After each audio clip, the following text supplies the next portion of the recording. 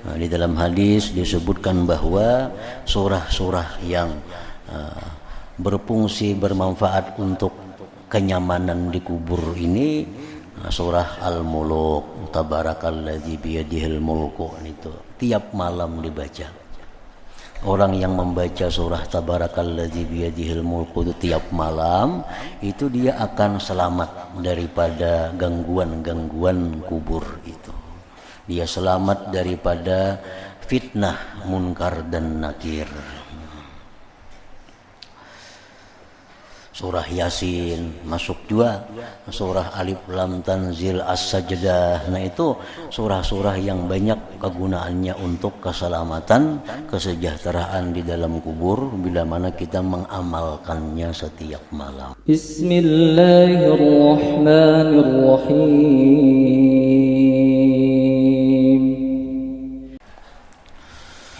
Rasulullah sallallahu alaihi wasallam bersabda, "Ma ra'aitu manzara illa wal qabru abza'u minhu."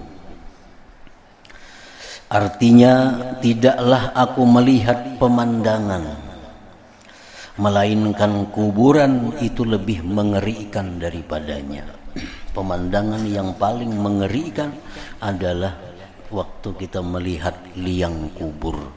Nang semitir kali berapa itu pemandangan yang paling mengerikan, karena kita akan ditinggal di situ dalam keadaan yang sangat minim, pakaian seadanya, tidak ada bekal apa-apa, dan akan dikubur, akan ditinggalkan sendirian. Nah, itu pemandangan yang paling seram, pemandangan yang paling mengerikan. Umar bin Khattab radhiyallahu anhu berkata, kami keluar beserta Rasulullah sallallahu alaihi wasallam ke kuburan waktu beliau ke Mekah, lalu berjalan ke suatu pekuburan. Lalu beliau Rasulullah sallallahu alaihi wasallam duduk di samping suatu kuburan. Ada satu kuburan, duduk Rasulullah di sampingnya. Dan saya adalah yang terdekat di antara kaum dengan beliau. Di antara rombongan itu, aku yang paling dekat dengan Rasulullah. Maka beliau menangis. Nah, di hadapan kubur tadi menangis Nabi kita. Saya juga menangis. Melihat Nabi menangis, menangis juga Sayyidina Umar ini. Dan mereka juga menangis. Rombongan lain pun melihat Nabi menangis, menangisan juga. Lalu beliau bersabda, jar Nabi, haza qabru ummi Aminah binti Wahab.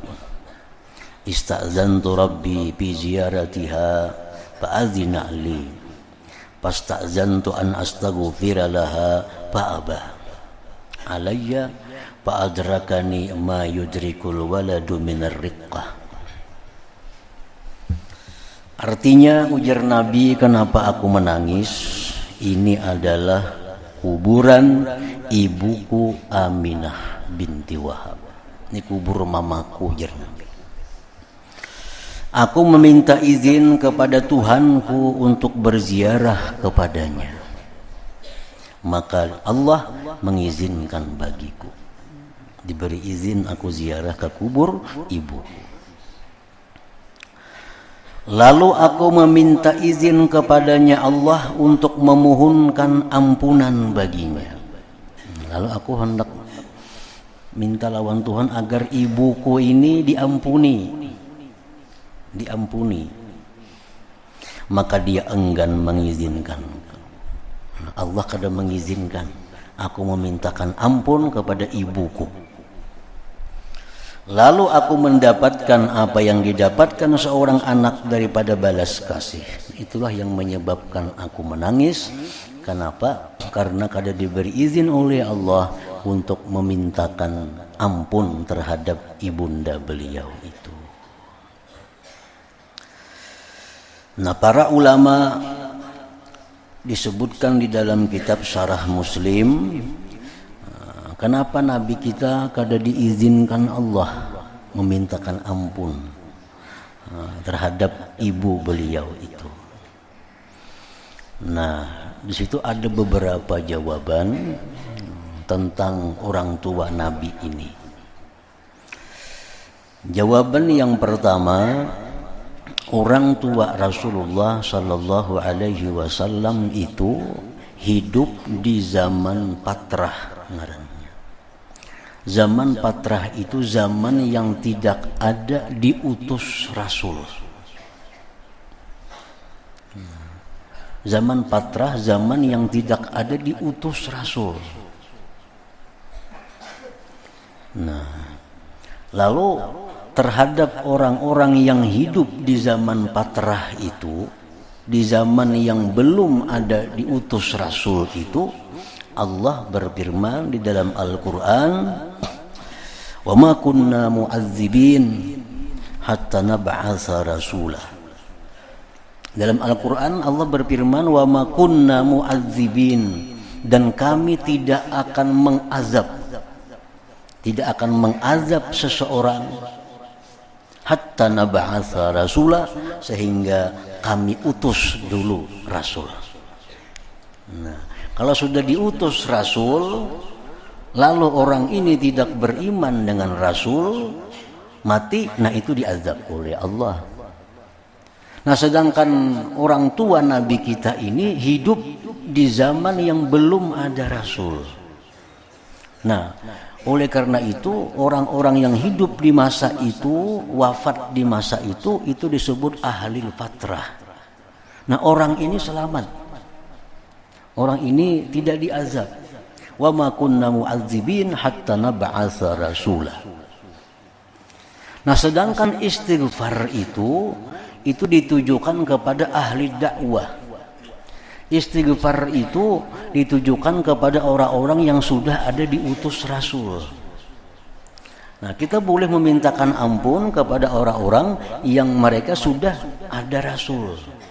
Nah, sedangkan ibunda ayahanda Nabi ini itu hidup di zaman yang belum ada Rasul. Jadi tidak ada perintah untuk memintakan ampun kepada mereka, karena mereka sudah dijamin tidak akan diazab oleh Allah Subhanahu wa ta'ala. Nah, itu jawaban yang pertama. Nah, kemudian ada lagi yang mengatakan bahwa orang tua Rasul itu, ibunda ayahanda Rasulullah Sallallahu Alaihi Wasallam itu dihidupkan oleh Allah. Nah, dihidupkan oleh Allah. Setelah dihidupkan oleh Allah, lalu mereka mengucap 2 kalimat syahadat. Nah, mengucap 2 kalimat syahadat, habis itu mereka dikembalikan lagi wafat. Nah, ini termasuk karamat, mukjizat bagi Nabi kita Sallallahu Alaihi Wasallam. Nah, jadi ini ibunda ayahanda Nabi ini orang yang sudah dihidupkan. Mereka beriman kepada Nabi, beriman kepada Allah, habis itu dikembalikan wafat. Nah, ini cukup kuat dalil-dalilnya, dan banyak pendapat ini diikuti oleh para ulama-ulama. Bahkan ada hadis yang mengatakan demikian itu. Nah, kalau kita baca dalam ngarannya Maulid Azab, nah itu jelas. Wali walidayhi rabbu qad ahya kama qad ja'al hadithu qad ja'a hadza fil hadithi muaddada. Qad ja'a hadza fil hadithi wa ujida. Wali walidayhi rabbu qad ahya kama qad ja'a hadzal hadits wa ujida. Kedua orang tua Nabi itu dihidupkan oleh Allah. Dihidupkan oleh Allah sebagaimana telah datang berita ini dalam sebuah hadis yang kuat. Qad amana bihi haqqan pastaujaba kullan najati wa bil jinani takhallada. Nah, mereka itu beriman kedua-duanya, sebenar-benar beriman dengan Nabi. Nah, maka mereka pastilah selamat dan kekal di dalam surga. Fahuma yakinan najiyani wa mayyakul bi khilafina faqad dallas sabila wa ubaida. Fahuma yakinan najiyani, kedua orang tua Nabi itu yakin selamat, Wa may yaqul bi khilafina, siapa yang berbeda pendapat dengan kami, dhallas sabila wa ub'ida, dia akan menjalani jalan yang sesat dan jalan yang dijauhkan. Nah, jadi jelas bahwa orang tua Nabi itu adalah diselamatkan, tidak akan diazab oleh Allah Subhanahu wa taala. Karena apa? Karena satu, mereka itu hidupnya di zaman tidak ada Rasul. Yang kedua, bahkan mereka dihidupkan dan beriman kepada Rasulullah sallallahu alaihi wasallam.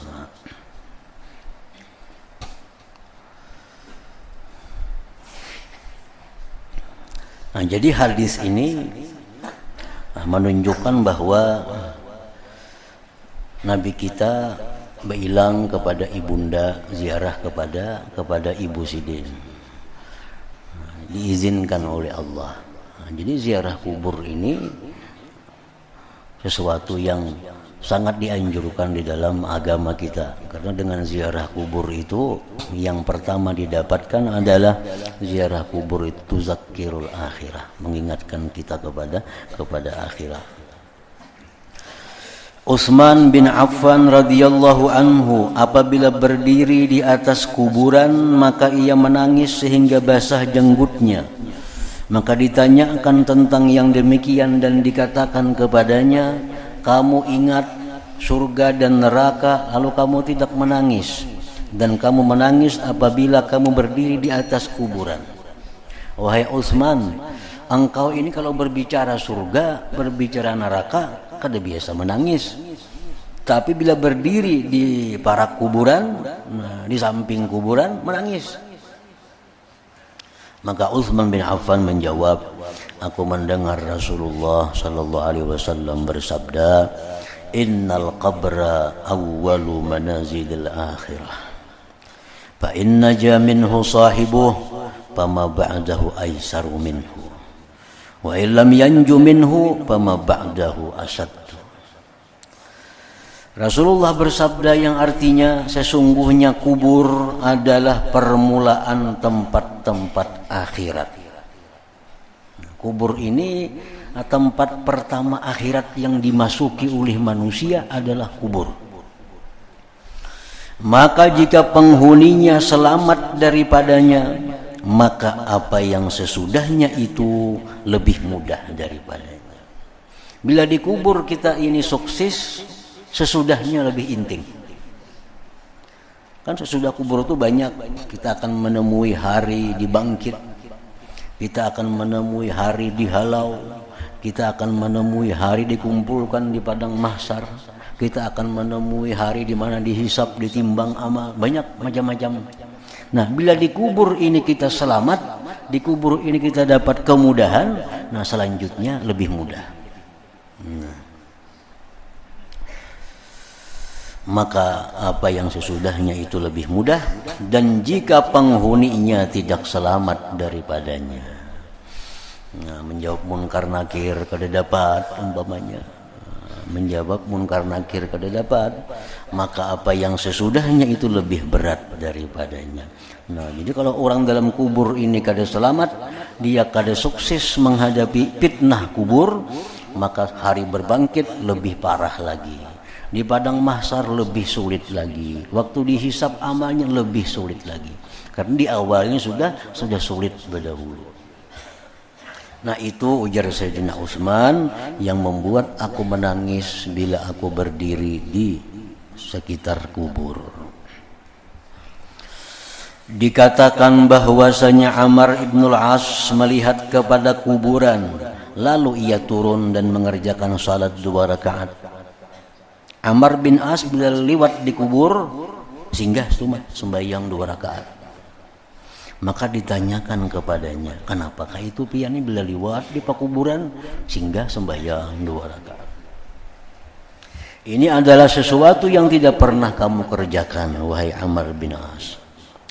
Maka Amr bin As menjawab, saya ingat kepada penghuni kubur dan apa yang terhalang antara mereka dan antaranya. Penghuni kubur sudah dalam kubur hendak berbulik ke dunia.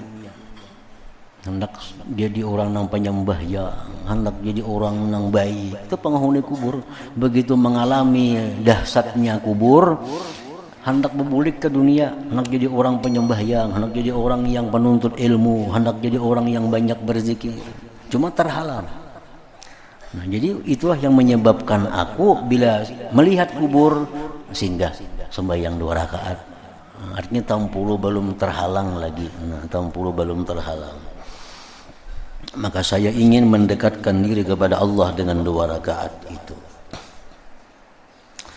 Mujahid berkata, pertama yang berbicara dengan anak Adam adalah lubangnya kuburannya.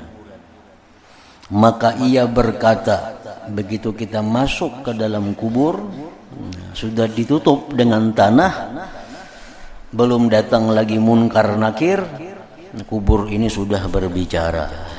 Saya jar kubur adalah rumah ulat, rumah sendirian, rumah terasing, dan rumah kegelapan. Inilah yang saya sediakan untukmu. Inilah fasilitas yang ada di sini. Ulat banyak, gelap gulita, sempit. Maka apa yang kamu sediakan untukku? Ini persediaanku ini. Nah, Ikampeng apa ada persediaan? Nah, jadi orang-orang yang di dalam dunia ini banyak membaca bacaan-bacaan yang selamat di kubur, nah maka itulah persiapannya di alam kubur itu.